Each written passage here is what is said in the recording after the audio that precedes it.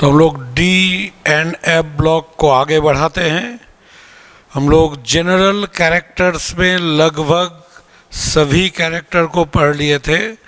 अब बचा है स्टैंडर्ड इलेक्ट्रोड पोटेंशियल और उससे रिलेटेड कुछ फैक्ट्स डी ब्लॉक एलिमेंट से।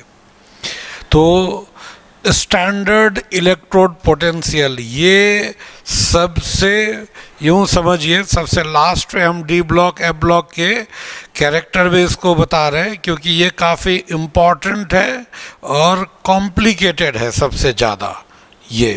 तो इसको थोड़ा इजी करके हम समझाने का प्रयास करते हैं। तो इसमें स्टैंडर्ड इलेक्ट्रोड पोटेंशियल ये हमारा टॉपिक है। और इसके लिए पहले हम लोग, जैसे कोई एक मेटल है, मेटल डिफरेंट ऑक्सीडेशन स्टेट में एग्जिस्ट कर सकता है, जानते हैं। जैसे अल्कली मेटल +1 स्टेट में रहता है, एल्कलाइन अर्थ मेटल +2 स्टेट में रहता है, ग्रुप 13 का एलिमेंट का कॉमन ऑक्सीडेशन स्टेट +3 है। तो अलग अलग ग्रुप का, या यूँ कहें पीरियोडिक टेबल में जो डिफरेंट एलिमेंट्स है, सब का ऑक्सीडेशन स्टेट अलग अलग है। तो कौन सा एलिमेंट किस ऑक्सीडेशन स्टेट में एग्जिस्ट करेगा, ये डिसाइड कौन करता है? ये डिसाइड करता है आयोनाइजेशन एनर्जी का वैल्यू, आयोनाइजेशन एंथैल्पी का वैल्यू ये डिसाइड करता है कि whether a metal will exist in which oxidation state, कोई मेटल किस ऑक्सीडेशन स्टेट में एग्जिस्ट करेगा, ये डिसाइड करता है कौन? आयोनाइजेशन एनर्जी का value. The magnitude of ionisation energy indicates that what amount of energy, ionisation energy का मीनिंग तो आप जानते हैं, ये तो पता है ना, कि कोई भी मेटल या कोई भी एलिमेंट, आयोनाइजेशन एनर्जी का मतलब यही होता है कि कोई भी एलिमेंट गैस फेज में है, आइसोलेटेड गैसियस एटम, उससे एक इलेक्ट्रॉन निकालने में जो एनर्जी लगेगा वो क्या कहलाता है? Ionisation energy. ये तो सब जानते हैं। तो ये जो एनर्जी लगेगा, पहला इलेक्ट्रॉन निकालने में जो लगेगा आयोनाइजेशन एनर्जी 1, दूसरा निकालने में जो लगेगा आयोनाइजेशन एनर्जी 2, तीसरा इलेक्ट्रॉन निकालने में जो लगेगा ionisation energy 3 and so on, आगे चलता रहेगा। तो ये मैग्नीट्यूड ऑफ आयोनाइजेशन एनर्जी, इसका वैल्यू, इसका जो मैग्नीट्यूड, ये इंडिकेट करता है कि किसी मेटल को या किसी एलिमेंट को, किसी एटम को एक पार्टिकुलर स्टेट, ऑक्सीडेशन स्टेट में लाने में कितना एनर्जी चाहिए, है ना। The magnitude of ionisation energy indicates that what amount of energy is required to bring a metal to a particular oxidation state in a compound in gas phase, ये हो गया। और कोई मेटल किस ऑक्सीडेशन स्टेट में exist करेगा, अगर gas phase की बात करते हैं तो वहाँ सोलली, मतलब पूरी तरह कौन डिसाइड करता है? Ionisation energy. लेकिन एक्वस सॉल्यूशन में अगर डिसाइड करें कि इसमें से कौन ज़्यादा स्टेबल है, तो that is decided with the help of electrode potential. This is the basic difference. इसलिए मैं पहले गैस फेज में लेकर चल रहा हूँ, फिर हम लोग इंटर करेंगे किसमें? एक्वस सॉल्यूशन में, ठीक है। गैस फेज में +1 में होगा कि +2 में होगा कि +3 में होगा, ये डिसाइड होगा कहाँ से? आयोनाइजेशन एनर्जी के वैल्यू से। लेकिन एक्वस सॉल्यूशन में आयोनाइजेशन एनर्जी अकेला रिस्पॉन्सिबल नहीं होगा, बल्कि वहाँ कुछ और भी वैल्यू रिस्पॉन्सिबल होंगे, कुछ और भी चीज़ होंगे, वो आगे हम लोग पढ़ेंगे।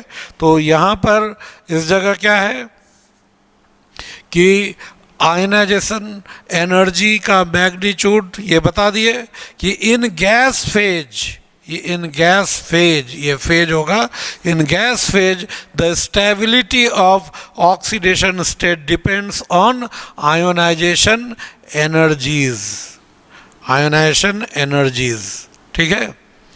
तो गैस फेज में कोई भी मेटल किस स्टेट में है, तो जैसे पहला इलेक्ट्रॉन हटाने में आयनस एनर्जी 1, दूसरा हटाने में आयनस एनर्जी 2, तीसरा हटाने में आयनस एनर्जी 3।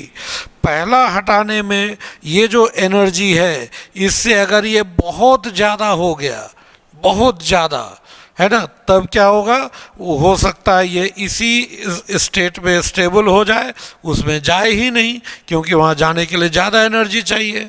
या फिर मान लीजिए पहला और दूसरा कम है लेकिन तीसरा का वैल्यू बहुत ज़्यादा है, तो क्या होगा कि तीसरा का वैल्यू बहुत ज़्यादा है तो ये मेटल +2 स्टेट में जाकर रह जाएगा, +3 में जाएगा ही नहीं। लेकिन अब मान लीजिए पहला दूसरा तीसरा का भी वैल्यू कम हो गया और चौथा का वैल्यू बहुत ज़्यादा है, तो फिर क्या कहेंगे कि metal will not go into +4 oxidation state.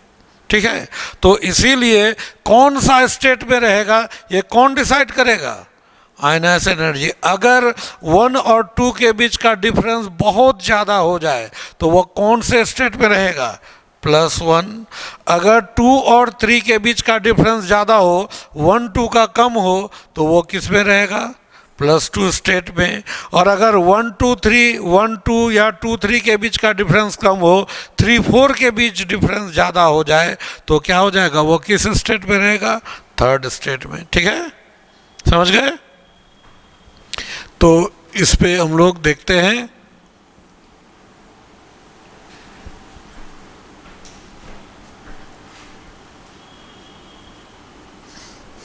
देखिए यहाँ पर कुछ इसी टाइप से यहाँ पर है, जैसे एलिमेंट्स, यहाँ जो एलिमेंट है, ये एलिमेंट को लिए 2 एलिमेंट, और यहाँ आयनस एनर्जी 1, इस जगह आयनस एनर्जी 1 होगा, आयनस एनर्जी 1 और आयनस एनर्जी 2, ये दोनों का, है ना, ये आयनस एनर्जी 1 और 2 दोनों का सम है, और यहाँ आयनस एनर्जी 3 और 4 का सम है। तो देखिए यहाँ पर आयनस एनर्जी 1 और 2, यहाँ पर देखिए निकेल का 1 और 2 का सम इतना हुआ, और ये आयनस एनर्जी का जो वैल्यू दिया हुआ है ये किलो जूल पर मोल उस टाइप से दिया हुआ है, तो ये वैल्यू दिया हुआ है। और प्लैटिनम का कितना है, 2.66 × 10⁻3। तो बताइए पहला और दूसरा का सम किसका ज़्यादा है, निकेल का या प्लैटिनम का, किसका, प्लैटिनम का ज़्यादा। यानी कि बताइए +2 स्टेट में कौन जल्दी जाएगा, निकेल जाएगा या प्लैटिनम, निकेल, जिसका कम होगा वो जाएगा। इसीलिए है ना, Ni forms more stable compound than Pt in +2 state. +2 state में ज़्यादा स्टेबल कौन होगा, निकेल, क्योंकि निकेल का पहला और दूसरा का सम कम है, प्लैटिनम का ज़्यादा है, वहाँ ज़्यादा एनर्जी लगेगा, यहाँ कम, तो +2 स्टेट में जल्दी कौन जाएगा, निकेल। ठीक है, अब तीसरा और चौथा का सम देखिए, तीसरा और चौथा का सम क्या है, तीसरा और चौथा निकेल के लिए 8.80, वहाँ 6.7, और दोनों को जोड़ दीजिए तो इतना आया, है ना, ये तो कॉमन है, और यहाँ 9.36, तो दोनों को जोड़ दिए, मतलब ये वैल्यू कितना हुआ, IE1 +2 +3 +4, चारों का वैल्यू आया, तो चारों का सम निकेल का ज़्यादा हो गया, प्लैटिनम का कम हुआ। तो इससे क्या पता चल रहा है, प्लैटिनम +4 में ज़्यादा स्टेबल होगा। तो ये जो डाटा है, इस डाटा से क्या पता चल रहा है कि निकेल +2 स्टेट में ज़्यादा स्टेबल होगा, लेकिन प्लैटिनम की बात करें तो वह +4 में ज़्यादा स्टेबल होगा। क्यों होगा, रीजन, क्योंकि IE1 + IE2 का सम जो है निकेल के लिए कम है, प्लैटिनम के लिए ज़्यादा है, इसलिए निकेल +2 स्टेट में ज़्यादा स्टेबल। लेकिन अगर 1 2 3 4 को जोड़े, ये चारों का वैल्यू निकेल का ज़्यादा है, प्लैटिनम का कम, so platinum will be more stable in +4 oxidation state. होगा ना, आया समझ में, क्या कोई दिक्कत है कि नहीं को यहाँ पे। तो इसी चीज़ को अब यहाँ पर देखिए, तो उसी से हम लोग ने क्या कहा, nickel forms more stable compound than platinum in +2 state. इसलिए निकेल NiCl2 और PtCl2 में ज़्यादा स्टेबल कौन होगा, इन दोनों में ज़्यादा स्टेबल कौन हो गया, ये हो जाएगा आपको मोर स्टेबल, और ये क्या हो जाएगा, लेस स्टेबल, क्योंकि इस जगह ये 1 और 2 का सम यहाँ कम है, यहाँ पर ज़्यादा है। ठीक है, अब उसके बाद हम लोग नेक्स्ट, लेकिन +4 में ज़्यादा स्टेबल कौन होगा, +4 में यहाँ पे +4 अगर लेंगे, Pt forms more stable compound than nickel in +4 state, है ना, +4 स्टेट, तो NiCl4 और PtCl4 में ज़्यादा स्टेबल कौन, PtCl4। क्यों ज़्यादा स्टेबल, ये मोर स्टेबल, ये लेस स्टेबल। इसका कारण क्या हुआ कि आयोनाइजेशन एनर्जी 1 +2 +3 +4 चारों का सम प्लैटिनम के लिए कम है, निकेल के लिए ज़्यादा है, इसलिए K2PtCl6 और K2NiCl6 इन दोनों में यहाँ प्लैटिनम का +4 स्टेट या निकेल का +4 स्टेट, तो निकेल +4 स्टेट में नहीं होगा और प्लैटिनम +4 स्टेट में हो जाएगा। ठीक है, ये हम एक एग्जाम्पल बताए कि how we use ionisation energy values to predict the oxidation state of any element. अब आप क्वेश्चन के, हम लोग कैसे क्वेश्चन बनाएंगे, ये तो आपको आयोनाइजेशन एनर्जी का वैल्यू दिया हुआ रहेगा, तब वैसे क्वेश्चन पूछे जाएंगे। ठीक है, सबका वैल्यू दिया रहेगा और फिर उस हिसाब से आपको यूज करना है। ठीक है,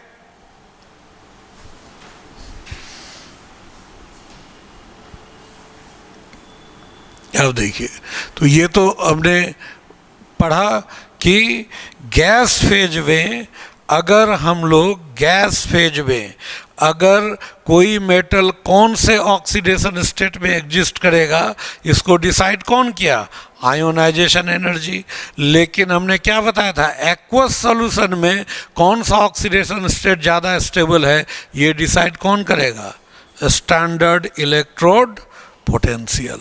तो ठीक है, in aqueous solution the stability of oxidation state depends on electrode potential and not on ionisation energy. Ionisation energy पर डिपेंड नहीं करेगा, ये किस पर डिपेंड करेगा, ये आयोनाइजेशन एनर्जी पे ये डिपेंड नहीं करेगा, ये डिपेंड करेगा किस पर, इलेक्ट्रोड पोटेंशियल पे।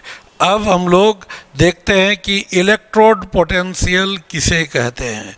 इलेक्ट्रोड पोटेंशियल ये बहुत ही इम्पॉर्टेंट टर्म है, और इलेक्ट्रोड पोटेंशियल को पढ़ा जाता है इलेक्ट्रोकेमिस्ट्री में। ठीक है, इलेक्ट्रोकेमिस्ट्री के चैप्टर में, है ना, इसीलिए आपको NCERT में आप देखिएगा ये D ब्लॉक और F ब्लॉक इलेक्ट्रोकेमिस्ट्री के बाद दिया हुआ है ना, उसके बाद ये दिया गया है। तो हम लोग अब इलेक्ट्रोड पोटेंशियल के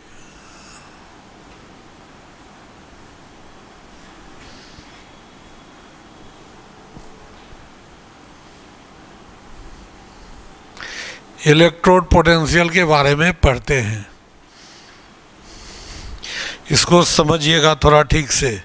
इलेक्ट्रोड पोटेंशियल के बारे में देखिए, इलेक्ट्रोड पोटेंशियल है क्या, पहले उसको हम विस्तार से बताते हैं। ये इलेक्ट्रोकेमिस्ट्री में आप लोग पढ़े होंगे, है ना। इसमें क्या है, कोई एक सॉल्यूशन है, किसका सॉल्यूशन है, कोई भी एक मेटल का सॉल्ट सॉल्यूशन, कोई भी मेटल, लेकिन याद रहे जिस मेटल के सॉल्ट का सॉल्यूशन होगा उसी मेटल का रॉड होना चाहिए। ठीक है, उसी मेटल का रॉड होना चाहिए। जिस मेटल का सॉल्ट सॉल्यूशन होगा उसी मेटल का रॉड होना चाहिए।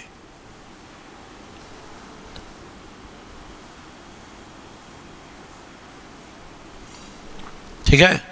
तो ये मेटल सॉल्ट सॉल्यूशन, उसमें मेटल रॉड है, ये डुबाया हुआ है, आधा बाहर है, कुछ हिस्सा बाहर है और बाकी इमर्ज्ड है, यानी सॉल्यूशन में डुबाया हुआ है। तो when a metal rod is dipped into its salt solution, two forces begin to work. मतलब जब एक मेटल रॉड को हम लोग इसके सॉल्ट के सॉल्यूशन में डुबाते हैं तो दो फोर्स काम करना शुरू करता है। पहले ये समझ ले, जैसे ही मेटल रॉड को मेटल के सॉल्ट के सॉल्यूशन में हम लोग डुबाएंगे, है ना, जैसे ही मेटल रॉड को मेटल के सॉल्ट सॉल्यूशन में डुबाएंगे उसको क्या कहेंगे? सिंगल इलेक्ट्रोड या क्या कहेंगे? Half cell. When a metal rod is dipped into its own salt solution, it will be called half cell और सिंगल इलेक्ट्रोड। ठीक है। और जैसे ही मेटल रॉड को उसके सॉल्ट के सॉल्यूशन में डुबाते हैं, दो फोर्स काम करना शुरू करता है, दो प्रेशर काम करना शुरू करता है। ठीक है। दो प्रेशर काम करना शुरू करता है। वो दो कौन कौन है? दो प्रेशर कौन कौन काम करता है उसको हम लोग चेक करते हैं। ठीक है। पहला प्रेशर क्या हुआ? पहला प्रेशर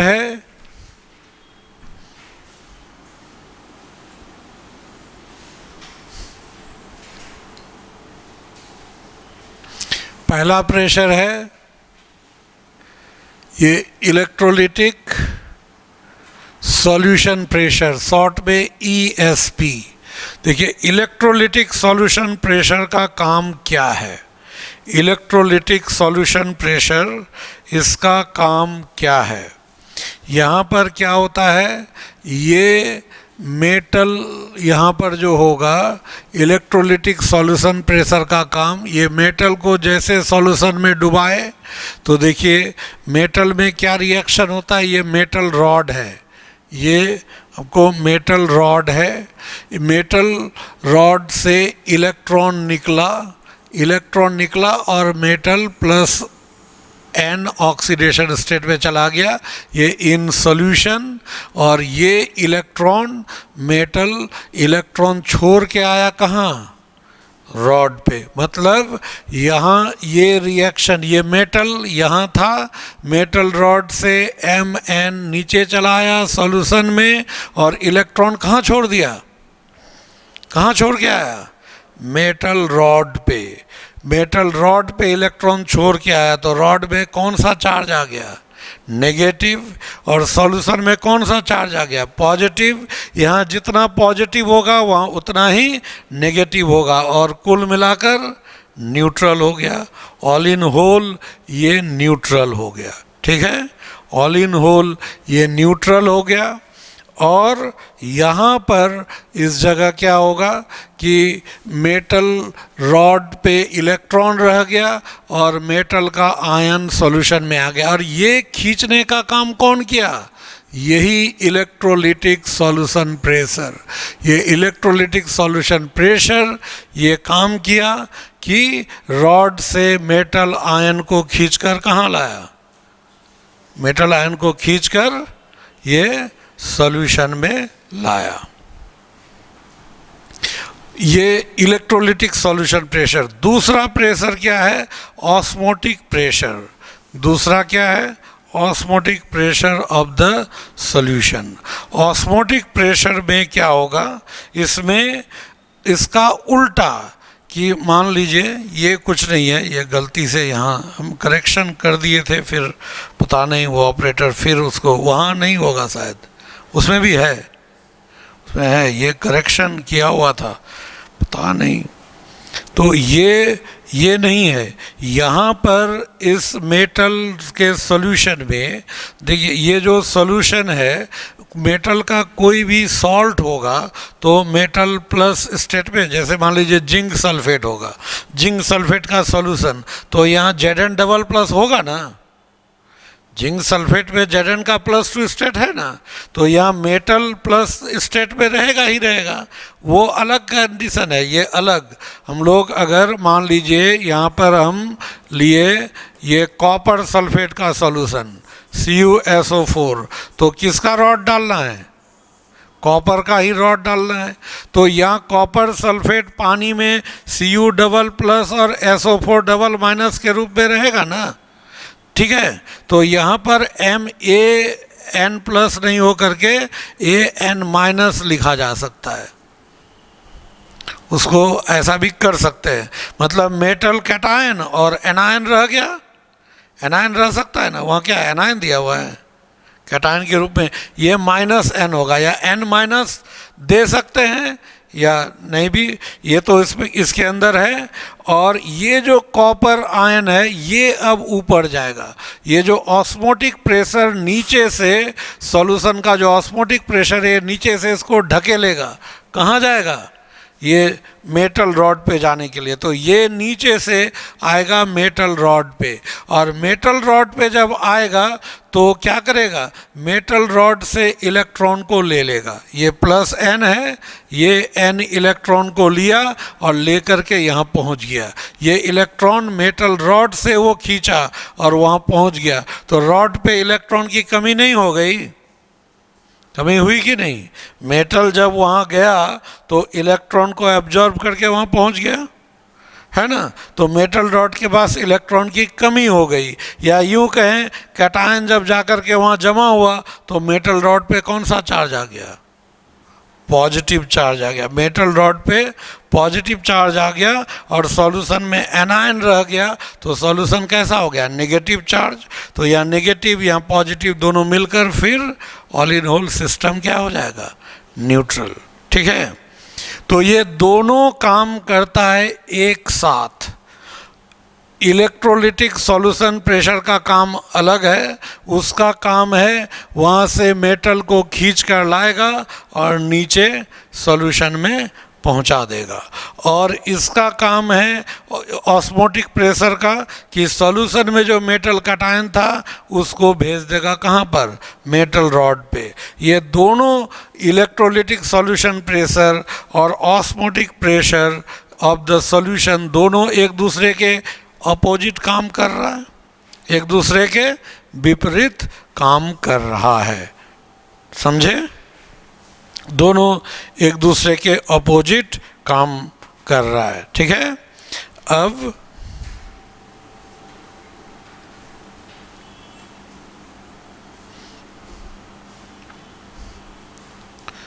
क्या है? दीज टू प्रेशर्स, वो जो था इलेक्ट्रोलिटिक सॉल्यूशन प्रेशर और ऑस्मोटिक प्रेशर एक दूसरे के अपोजिट काम कर रहा था, तो these two pressures oppose each other and hence equilibrium is established after certain time. दोनों अपोज कर रहा है तो क्या होगा? एक सर्टेन टाइम के बाद दोनों इक्विलिब्रियम में आ जाएगा। नहीं, ये इलेक्ट्रोलिटिक सॉल्यूशन प्रेशर ये क्या था? ये कहाँ पे था? ये तो मेटल रॉड था, ये सॉल्यूशन में था, और यहाँ left on metal rod, on metal rod. तो फॉरवर्ड रिएक्शन को ले जा रहा है कौन?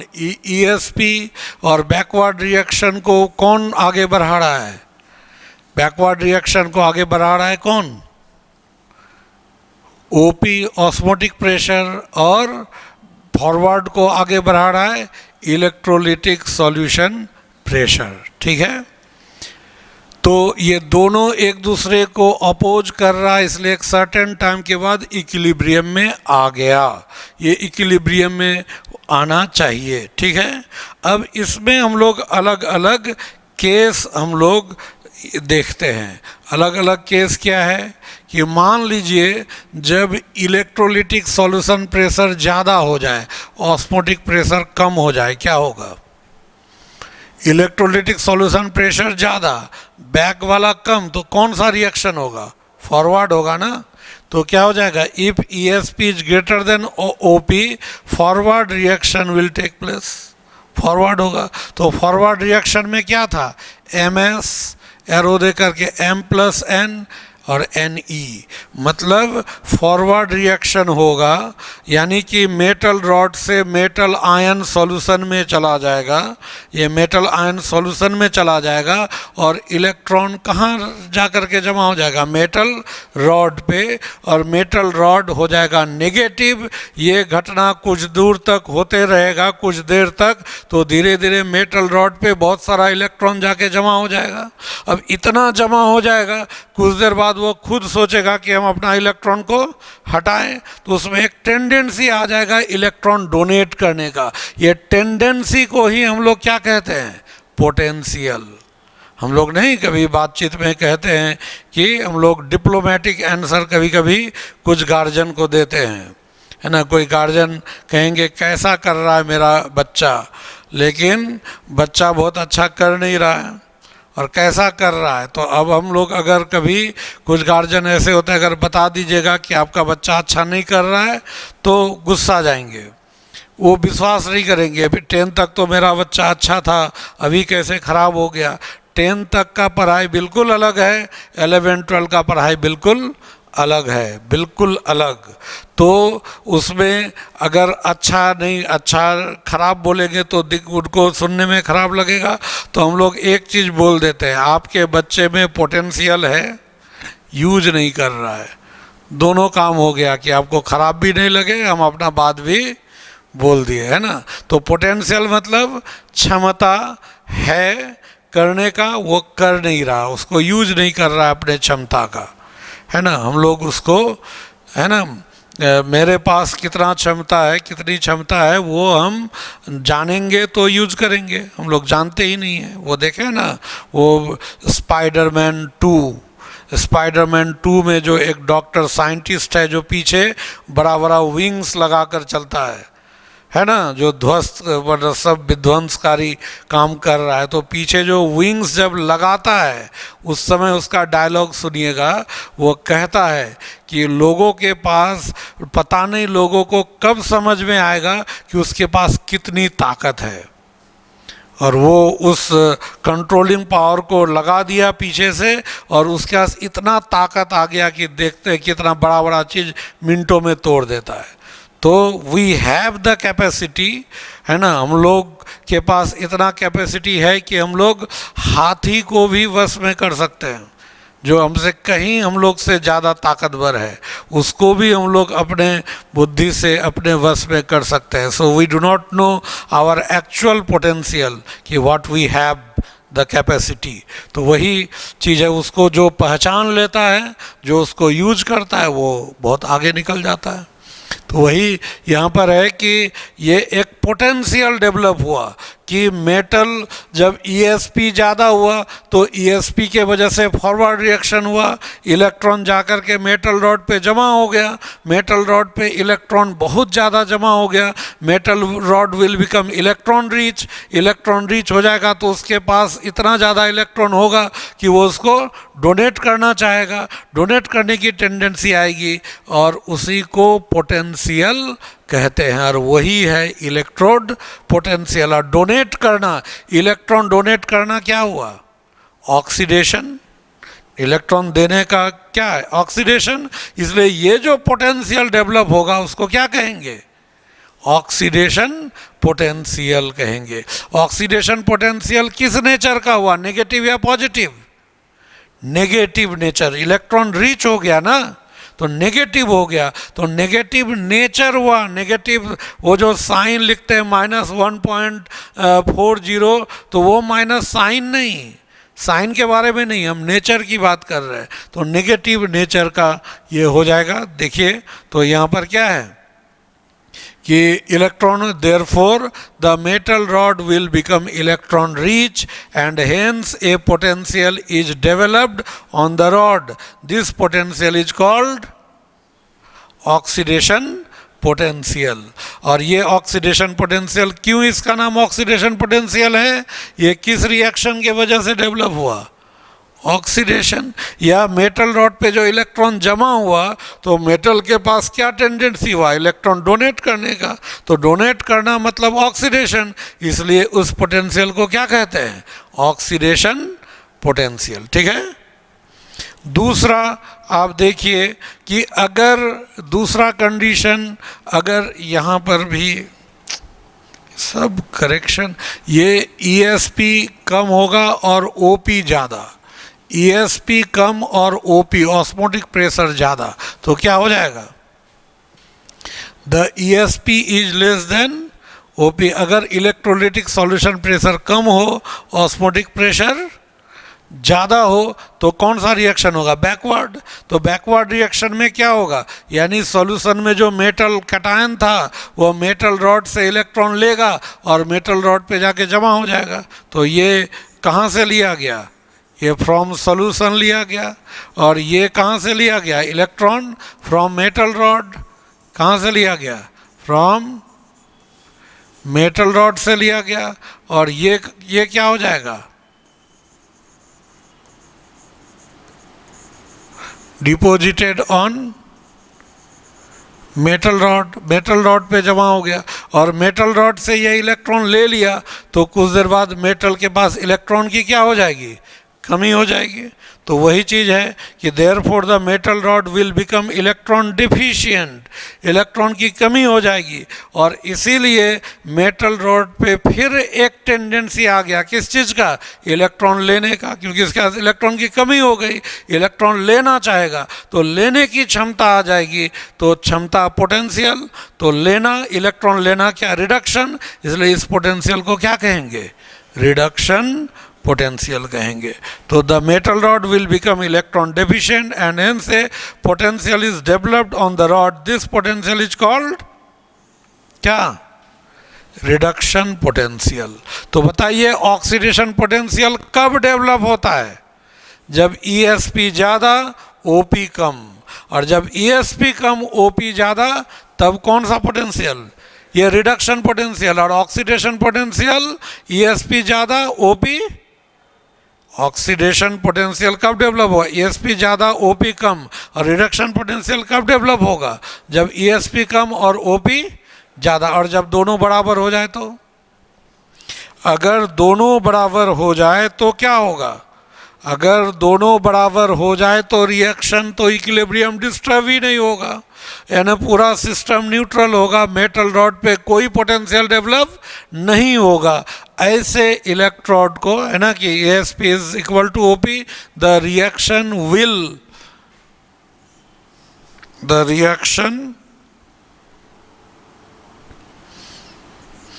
will be in equilibrium and hence no potential is developed on, no potential is developed on metal rod, metal rod पे कोई भी पोटेंशियल डेवलप नहीं होता है। ठीक है, मेटल रॉड पे कोई भी पोटेंशियल डेवलप नहीं होता है। इस तरह के मेटल रॉड को हम लोग क्या कहते हैं, इसको कहते हैं हम लोग नल इलेक्ट्रोड। ये आप इलेक्ट्रो केमिस्ट्री में पढ़िएगा, यहाँ तो इसकी ज़रूरत नहीं है, इलेक्ट्रोकेमिस्ट्री में ये टर्म पढ़ते हैं, नल इलेक्ट्रोड कहते हैं, जिसका इलेक्ट्रोड पोटेंशियल क्या होता है, जीरो, कोई पोटेंशियल नहीं। ठीक है, आया समझ में। तो इलेक्ट्रोड पोटेंशियल कितने तरह का हुआ, दो ना, एक ऑक्सीडेशन पोटेंशियल और एक रिडक्शन। इसमें तो कोई पोटेंशियल ही डेवलप नहीं हो रहा है, तो इसको थोड़े ना कोई पोटेंशियल कहेंगे, इलेक्ट्रोड को कहेंगे नल इलेक्ट्रोड, पोटेंशियल कुछ भी नहीं है। इसलिए इलेक्ट्रोड पोटेंशियल कितने तरह का हुआ, दो तरह का हुआ। एक, जब ESP ज़्यादा हुआ OP कम हुआ तो मेटल के पास इलेक्ट्रॉन जमा हो गया, इलेक्ट्रॉन देने की टेंडेंसी हुई और उसको ऑक्सीडेशन पोटेंशियल कहेंगे। एक हो गया कि जब OP ज़्यादा हो गया, ESP कम हो गया, मेटल रॉड के पास इलेक्ट्रॉन की कमी हो गई, वो इलेक्ट्रॉन खींचने लगेगा और उसमें रिडक्शन पोटेंशियल डेवलप हो जाएगा। तो इसीलिए इलेक्ट्रोड पोटेंशियल कितने तरह का हुआ, तो इलेक्ट्रोड पोटेंशियल दो तरह का हो गया, कौन कौन, एक ऑक्सीडेशन पोटेंशियल और एक क्या हो जाएगा, रिडक्शन पोटेंशियल। तो ऑक्सीडेशन में, ऑक्सीडेशन का मतलब मेटल ऑक्सीडाइज होना चाहेगा, और इसी को हम लोग इलेक्ट्रोकेमिस्ट्री में ऐसे यहाँ पर लिखते हैं क्या, ये रिएक्टेंट और ये प्रोडक्ट। तो रिएक्टेंट लेफ्ट साइड में, प्रोडक्ट राइट साइड में, बीच में एक ऑब्लिक ऐसे दे दिया जाता है, ये ऑब्लिक देते हैं इस तरह से। तो ये ऑब्लिक देकर लिखे तो लेफ्ट साइड वाला रिएक्टेंट होता है, राइट साइड वाला प्रोडक्ट। तो मेटल से मेटल प्लस एन बना, मतलब इलेक्ट्रॉन लूज किया, इसलिए ये ऑक्सीडेशन हुआ, ठीक है। और ये देख रहे हैं कि अगर इफ, और इलेक्ट्रोड पोटेंशियल को ही ई से लिखते हैं, इलेक्ट्रोड पोटेंशियल को किससे लिखते हैं, ई से। और ई के ऊपर अगर जीरो लिख दिए तो जीरो का मतलब हो गया स्टैंडर्ड। ये जानते होंगे स्टैंडर्ड कब होता है, स्टैंडर्ड इलेक्ट्रोड पोटेंशियल कब स्टैंडर्ड होता है, जब ये जो सॉल्यूशन लिए थे हम, इस सॉल्यूशन में मेटल का रॉड, ये सॉल्यूशन का कंसंट्रेशन होना चाहिए 1 m। सॉल्यूशन का कंसंट्रेशन कितना, 1 m। टेम्परेचर कितना होना चाहिए, 25 डिग्री सेल्सियस। तब जो पोटेंशियल होगा उसको क्या कहेंगे, standard electrode potential. Temperature 25 degree Celsius और वहाँ पर concentration of the solution should be 1, molarity 1 होना चाहिए। तब जो मेटल रॉड पे पोटेंशियल आएगा वो स्टैंडर्ड, उसको ई नॉट लिखते हैं। तो ई नॉट यहाँ देखिएगा आपके कॉपी में m/mn दिया गया है। इसका मतलब क्या हुआ, ये पॉजिटिव, पॉजिटिव का मतलब वही पोटेंशियल, टेंडेंसी पॉजिटिव, ऐसे जानते हैं ना हम लोग, पॉजिटिव और नेगेटिव। जैसे ही एंसर्ड मी इन पॉजिटिव, इसका मतलब क्या, हमने उसे कुछ पूछा, उसने हाँ में आंसर दिया, मतलब वो संभव है। हमने कुछ पूछा होगा, उसने कहा हाँ, मतलब वो संभव है। और अगर ही एंसर्ड मी इन नेगेटिव, मतलब हमने जो पूछा उसका उल्टा, कि नहीं वो नहीं होगा, यही ना हुआ नेगेटिव का मतलब। तो यहाँ पर अगर ई नॉट वैल्यू ये पॉजिटिव दिया हुआ है, मतलब ये रिएक्शन m से mn फिजिबल, ये बनेगा, ये जल्दी बनेगा। अगर पॉजिटिव है तो बनेगा, ये चीज़ आगे ज़रूरी पड़ेगा, उसी का बेस हम बना रहे हैं कि अगर ई नॉट वैल्यू पॉजिटिव है किसी रिएक्शन का, मतलब वो रिएक्शन होगा। अगर नेगेटिव है तो वो रिएक्शन नहीं होगा, ये मान के चलिएगा, ठीक है।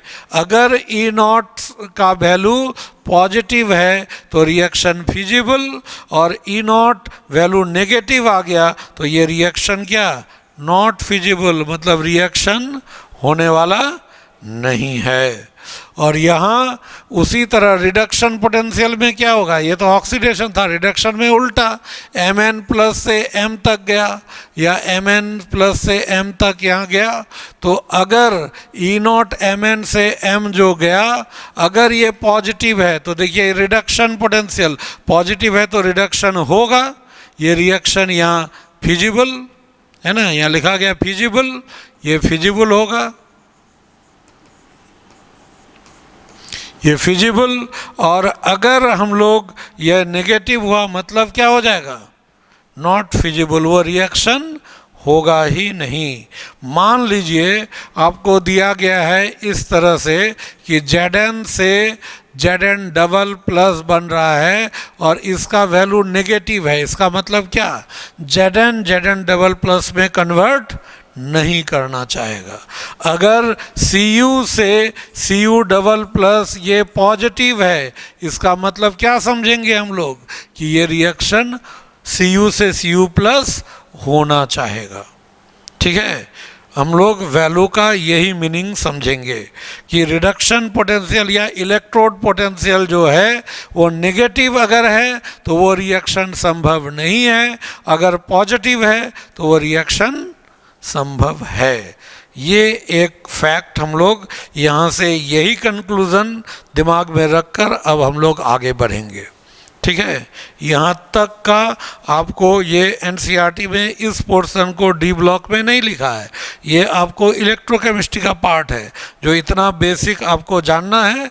अब उसका इस्तेमाल हम लोग करेंगे किसमें, डी ब्लॉक में। ठीक है, तो इसको समझ गए। इसको इलेक्ट्रोड पोटेंशियल कितने तरह का, दो तरह का, ऑक्सीडेशन पोटेंशियल और रिडक्शन पोटेंशियल। लेकिन एक चीज़ याद रखिएगा, आईयूपीएसी में रिडक्शन पोटेंशियल को स्टैंडर्ड माना है। मतलब किसी एक को मानना है तो आईयूपीएसी ने रिडक्शन पोटेंशियल को स्टैंडर्ड माना है। अगर कहीं लिखता है इलेक्ट्रोड पोटेंशियल इन जनरल, तो आपको ऑक्सीडेशन नहीं समझना है, उसको क्या समझना है, रिडक्शन पोटेंशियल। लेकिन एक चीज़ याद रखिएगा, अगर ये भी याद रखिएगा कि m से अगर m n प्लस बन रहा है, इसका वैल्यू प्लस x है, प्लस x वोल्ट है, तो m n प्लस से अगर m बनेगा उसका उल्टा होगा तो ये क्या हो जाएगा, माइनस x हो जाएगा। मतलब उसी रिएक्शन को उल्टाएंगे तो उसका वैल्यू क्या हो जाएगा, नेगेटिव हो जाएगा। नेगेटिव का मतलब वो रिएक्शन नहीं होगा। मतलब अगर फॉरवर्ड होगा तो बैकवर्ड नहीं होगा, अगर बैकवर्ड होगा तो फॉरवर्ड नहीं होगा। ठीक है, ये इस तरह से ये रिएक्शन, यहाँ इलेक्ट्रोड पोटेंशियल के बारे में यही कंसेप्ट है। ठीक है, समझ गए इसको।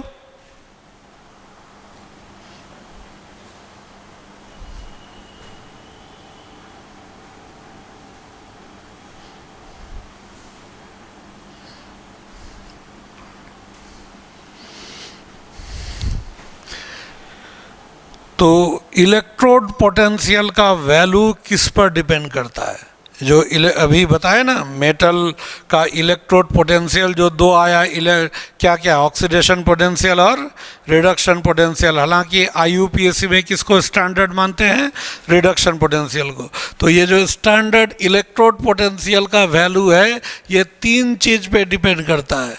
कौन कौन, सब्लिमेशन एनर्जी, आयनाइजेशन एनर्जी और हाइड्रेशन एनर्जी, ये तीन पर डिपेंड करता है। ये पिछले बार जेई मेन में भी आया हुआ क्वेश्चन है ये, कि मेटल को यहाँ पे इस जगह यहाँ पर देखिए, ये तीन चीज़ डिपेंड करता है।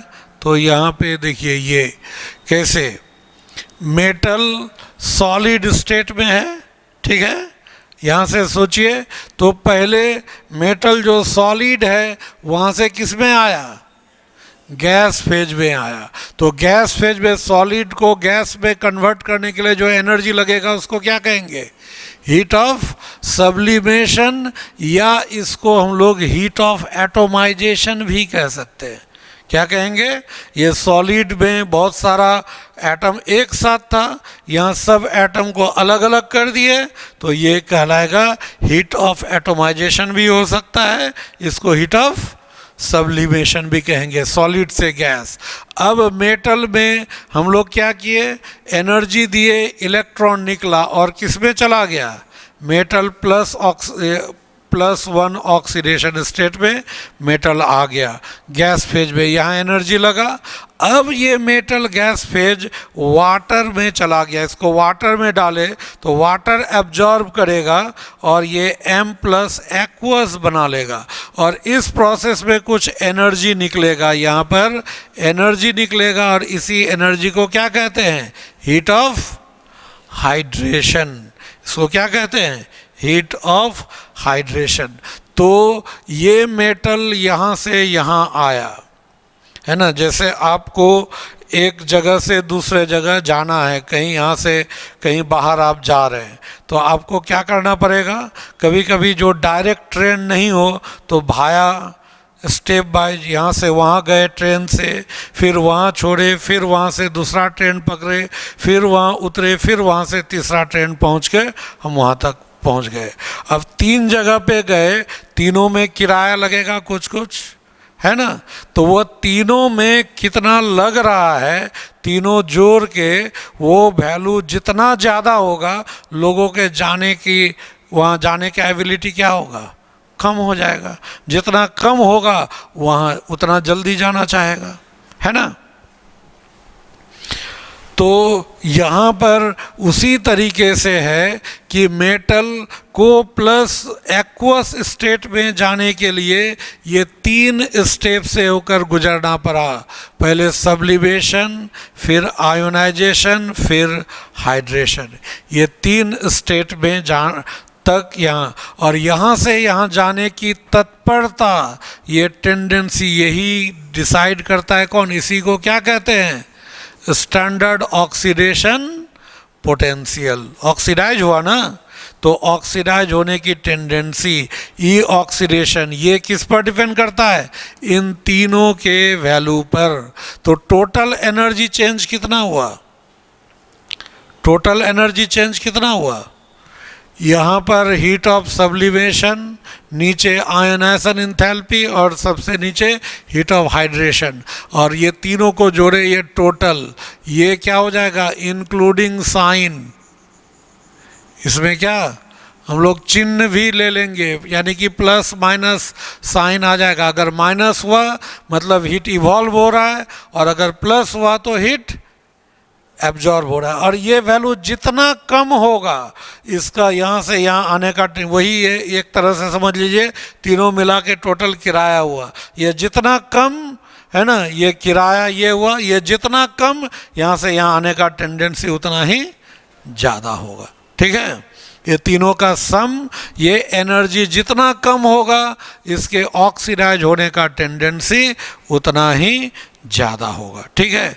कभी कभी ऐसा हो सकता है ये दोनों मिल के ज़्यादा है, ये दोनों मान लीजिए ये 100 है और ये 120 है, दोनों मिल के एब्जॉर्ब कितना हुआ 220, लेकिन यहाँ अकेले निकल गया 340, इतना हीट निकल गया। तो ये दोनों मिल के जितना एब्जॉर्ब कर रहा था उससे ज़्यादा यहाँ निकल गया, तो ये रिएक्शन नेट कितना 120 तो बाहर निकला, एक्सोथर्मिक हो गया तो बाहर निकला, तो ये नेगेटिव हो गया, नेगेटिव का मतलब कम हो गया, ये रिएक्शन का चांस क्या होगा, बढ़ जाएगा। यानी कि हीट ऑफ हाइड्रेशन जितना ज़्यादा होगा, इस रिएक्शन का चांस उतना ही ज़्यादा होगा, क्योंकि ये दोनों तो एब्जॉर्ब ही होगा, रिलीज यही होता है। तो रिलीज होने वाला वैल्यू जितना ज़्यादा होगा, इन दोनों को उतना ओवरकम करेगा, इस वजह से इस रिएक्शन का होने का टेंडेंसी उतना ही ज़्यादा होगा, ठीक है।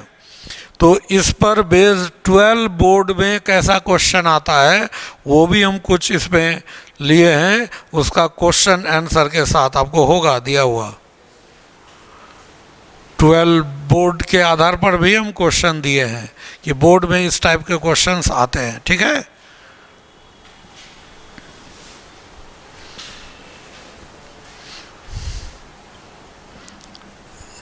ठीक है, इसको समझे।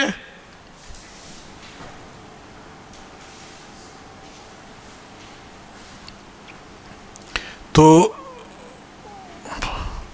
अब यहाँ पर ये हम लोग ई नॉट वैल्यू, तो रिड्यूसिंग पावर क्या होता है, रिड्यूसिंग पावर किसको कहते हैं, दूसरे को रिड्यूस करने का पावर। मतलब हम दूसरे को रिड्यूस कर रहे हैं, दूसरे को रिड्यूस कैसे करेंगे, इलेक्ट्रॉन देकर। तो दूसरे को हम इलेक्ट्रॉन देंगे तब वो रिड्यूस होगा, यानी हम क्या हुए, ऑक्सीडाइज हुए। दूसरे को हम रिड्यूस करेंगे तो खुद ऑक्सीडाइज होंगे, यानी मेरे अंदर जितना ऑक्सीडाइज होने की टेंडेंसी होगी, दूसरे को हम उतना जल्दी रिड्यूस करेंगे। इसीलिए किसी भी reducing power of a metal का रिड्यूसिंग पावर किस पर डिपेंड करेगा, उसके ऑक्सीडेशन पोटेंशियल पे डिपेंड करेगा। ऑक्सीडेशन पोटेंशियल ज़्यादा मतलब ऑक्सीडाइज होने का टेंडेंसी ज़्यादा, और ऑक्सीडाइज जो जितना जल्दी होगा दूसरे को उतना जल्दी रिड्यूस करेगा। समझ में आ रहा है, क्योंकि हम अगर इलेक्ट्रॉन लूज करेंगे तो उस इलेक्ट्रॉन को तब ना कोई गेन करेगा, तब ना वो रिड्यूस होगा। हम इलेक्ट्रॉन लूज ही नहीं कर रहे तो वो चाह भी रहा है तो लेगा कैसे। इसीलिए किसी को हम रिड्यूस कर रहे हैं मतलब हम जितना जल्दी ऑक्सीडाइज होंगे वो उतना जल्दी रिड्यूस होगा, है ना। तो reducing power of a metal ये उसके ऑक्सीडेशन पोटेंशियल का डायरेक्टली प्रोपोर्शनल। और उसी तरह से ऑक्सीडाइजिंग पावर क्या होगा, ऑक्सीडाइजिंग पावर किसका होगा, Mn+ का होगा। ये मेटल का होगा, लेकिन ऑक्सीडाइजिंग पावर किसका लेते हैं, Mn+। ये ऑक्सीडाइज करेगा दूसरे को ऑक्सीडाइज करेगा, मतलब दूसरे से इलेक्ट्रॉन लूज कराएगा, तो खुद क्या करेगा, गेन करेगा। यानी ऑक्सीडाइजिंग पावर किस पर डिपेंड करेगा, रिड्यूसिंग। इसीलिए ऑक्सीडाइजिंग पावर डायरेक्टली प्रोपोर्शनल हो जाएगा किसके, ये रिडक्शन पोटेंशियल के। ये दो चीज को आप स्पेशली याद रखिएगा, ये सब का हम बार बार अब यूज करेंगे, ठीक है। इसको रिपीटेडली हम लोग यूज करेंगे कि रिड्यूसिंग पावर किसी मेटल का जितना ज़्यादा होगा, कब, जब ऑक्सीडेशन पोटेंशियल ज़्यादा होगा। और अगर ऑक्सीडाइजिंग पावर मेटल आयन का देखेंगे कब, जब रिडक्शन पोटेंशियल ज़्यादा होगा, ठीक है। जो ऑक्सीडाइजिंग एजेंट होता है वो रिड्यूस ही तो होता है, जो रिड्यूसिंग एजेंट है वो ऑक्सीडाइज होता है। ये तो कितना बार ये चीज़ को तो जानते ही होंगे, है ना। इसको हम लोग कितना बार हम लोग समझे हैं, और उदाहरण के तौर पर एग्जाम्पल भी देकर बताए हैं कि मान लीजिए हम नहा करके निकले और टॉवेल से हम बॉडी को पोंछ रहे हैं, तो यहाँ ड्राइंग एजेंट कौन हुआ, टॉवेल। ड्राइंग एजेंट हमारे बॉडी को सुखाया, लेकिन बॉडी को जब टॉवेल से पोंछे तो टॉवेल क्या हो गया, गीला हो गया। तो वो तो ड्राइंग एजेंट है, लेकिन खुद क्या हो गया, गीला हो गया। वेटिंग एजेंट कौन हुआ, हमारा बॉडी, लेकिन प्रोसेस के बाद हमारा बॉडी क्या हुआ, सूख गया। तो रिवर्स होता है, जो ऑक्सीडाइजिंग एजेंट है वो रिड्यूस होता है, जो रिड्यूसिंग एजेंट है ऑक्सीडाइज होता है। इसलिए रिड्यूसिंग पावर ऑक्सीडेशन पोटेंशियल का डायरेक्टली प्रोपोर्शनल, और ऑक्सीडाइजिंग पावर रिडक्शन पोटेंशियल का डायरेक्टली प्रोपोर्शनल, ठीक है।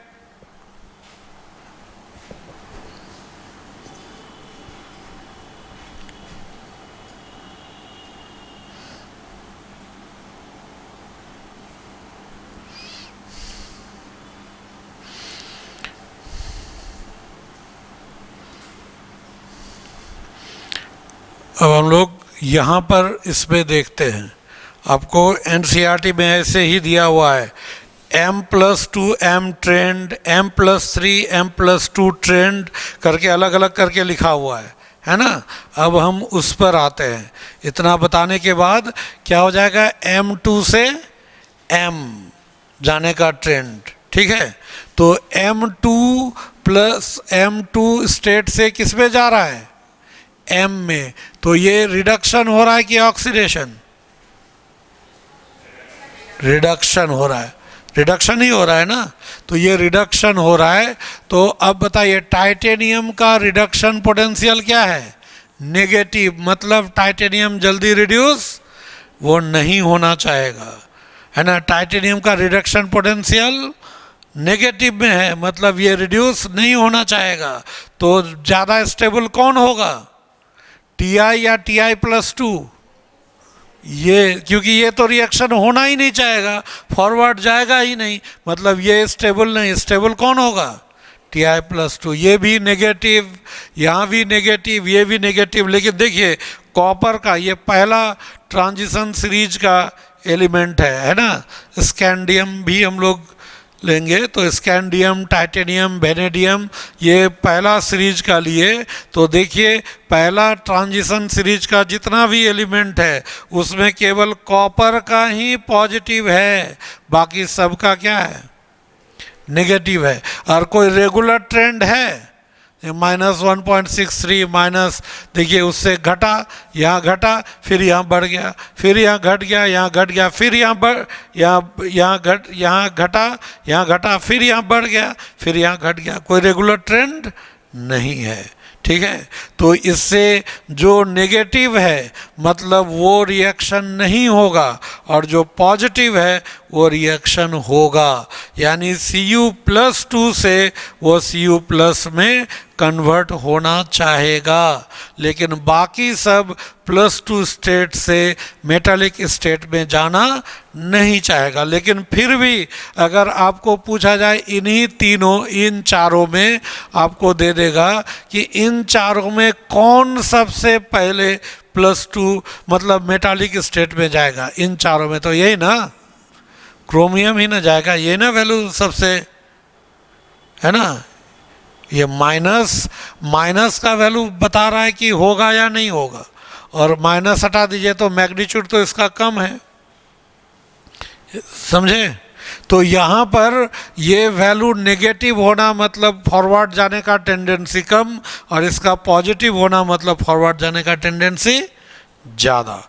और ये सब वैल्यू कहाँ से निकाला गया है, उन सब को जोड़ के, कौन कौन, heat of sublimation, ionisation energy और हीट ऑफ हाइड्रेशन, तीनों के सम का यूज करके इस वैल्यू को एक्सपेरिमेंटली कैलकुलेट किया गया। ठीक है समझ में।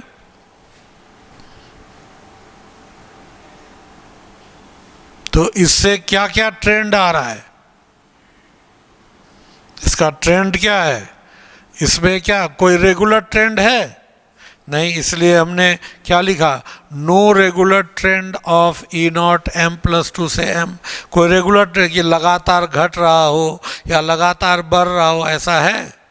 यहाँ पर अगर हम ऐसे ही लें तो नेगेटिव साइन के साथ इंक्लूड अगर करें तो इससे ये तो ज़्यादा हो गया। फिर मान लीजिए नेगेटिव साइन को इंक्लूड करके लीजिए तो -1.63 से -1.18 तो ज़्यादा हुआ, तो यहाँ बढ़ा, यहाँ से ये बढ़ा, फिर यहाँ क्या हो गया, घट गया, फिर यहाँ क्या हुआ, बढ़ा, यहाँ से फिर बढ़ा, ये फिर बढ़ा, है ना, यहाँ से बढ़ा, यहाँ लेकिन बढ़ गया, है ना, इस जगह, और ये मतलब सीधा प्लस में आ गया। फिर उसके बाद क्या हो गया,